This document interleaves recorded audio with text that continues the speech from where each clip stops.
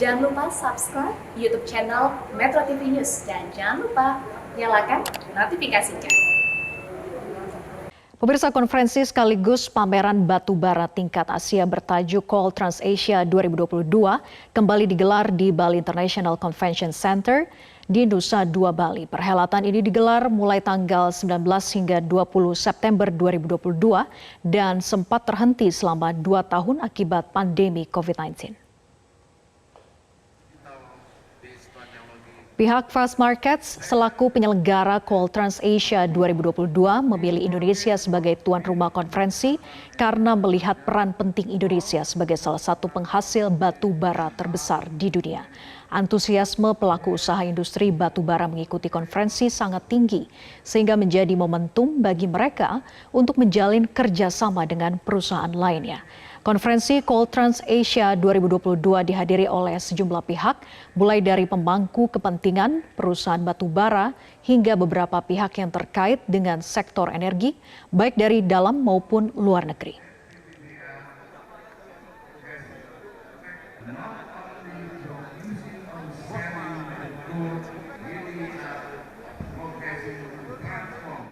Pemirsa, ajang konferensi sekaligus pameran batu bara tingkat Asia Call Trans Asia 2022 menjadi momentum bagi para pelaku usaha di sektor industri batu bara untuk saling bertemu dan menjalin kerjasama. Informasi selengkapnya akan disampaikan oleh Diandra Mukni langsung dari Nusa Dua Bali. Selamat sore Diandra, apa harapan dari para pengusaha batu bara dengan diadakannya Call Trans Asia 2022 ini? Baik, selamat sore Vera dan juga pemirsa. Tentunya memang betul sekali seperti yang tadi Vera sebutkan bahwa ajang Call Trans Asia ini menjadi momentum bagi para pelaku usaha di sektor industri batubara untuk bertemu secara langsung dan juga menjalin kerjasama. Selanjutnya memang untuk harapan dari para pelaku usaha batubara sendiri ini memang banyak, salah satunya seperti dari MIFA Bersaudara dan juga Bara Energi Lestari yang mana merupakan perusahaan tambang batubara yang berlokasi di Aceh. Saat ini saya sudah bersama dengan General Manager MIFA Bersaudara dan Bara Energi Lestari yaitu Bapak Hadi Firmansyah. Dan juga ada Bapak Rahmat Zahri selaku Kepala Teknik Tambang dari Bara Energi Lestari. Selamat sore Pak Hadi dan Pak Rahmat. Oke, saya akan menuju ke Pak Hadi terlebih dahulu. Pak Hadi, boleh dijelaskan soal harapan dari pelaku industri batubara dalam mengikuti ajang Call Trans ini seperti apa, Pak? Ya, seperti kita ketahui ya bahwa ajang Call Trans batubara itu mempertemukan antara penjual dan pembeli ya. Kami selaku pengusaha di bidang industri batubara ya, PT MIFA Bersaudara dan PT Bara Energi pastinya pengen mengenalkan produk yang kita miliki di ajang Call Trans ini. Yang pertama itu, yang kedua itu ya kita pengen istilahnya itu meluaskan lagi pangsa pasar yang ada ya. Jadi dengan di wadah Call Trans ini batu bara yang kita produksi bisa kita kenalkan ke market ataupun ke para pembeli yang lain. Terus yang kedua, dengan adanya Call Trans ini kita bisa saling bertukar ide, bertukar gagasan ataupun inovasi-inovasi ya, khususnya di industri batubara yang bisa meningkatkan lagi kinerja dari suatu perusahaan pertambangan. Baik, menurut Bapak nih untuk industri batubara proyeksinya ke depan ini akan seperti apa?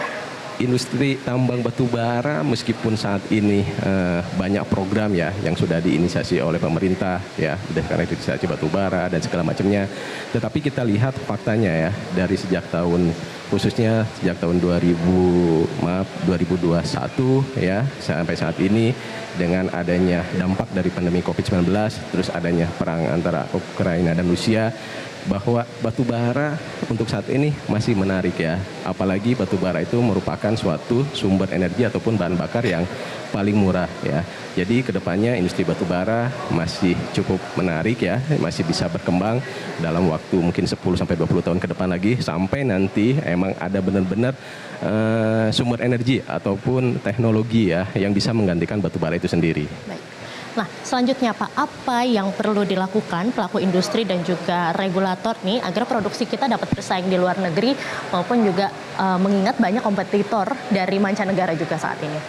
Yang pasti ya, kita antara pemerintah dengan industri batubara itu harus bersinergi, harus berkolaborasi ya.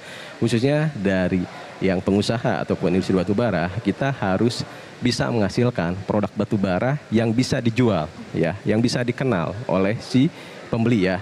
Yang pasti produk batubara yang kita hasilkan itu harus ya seoptimal mungkin ya, seefektif dan seefisien mungkin dalam segi kos operasionalnya.